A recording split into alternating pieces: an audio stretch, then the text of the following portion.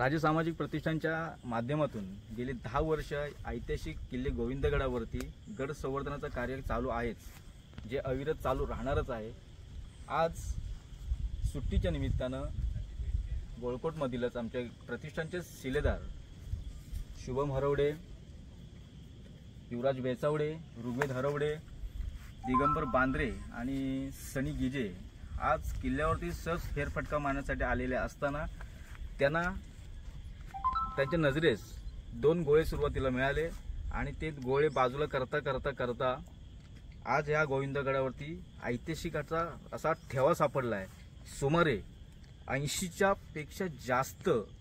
गोळे या ठिकाणी ह्या गोविंदगडावर सापडलेले आहेत आणि हा असाच ठेवा आपण जतन करण्याचा नक्कीच प्रयत्न करणार आहोत। हे जे मिळालेले जे गोळे आहेत हे दगडी स्वरूपातले गोळे आहेत आणि असा हा जो ठेवा गेले 10 वर्ष आम्ही जे संवर्धन कार्य करत आहोत त्याचंच मिळालेला फळ हे देवी आई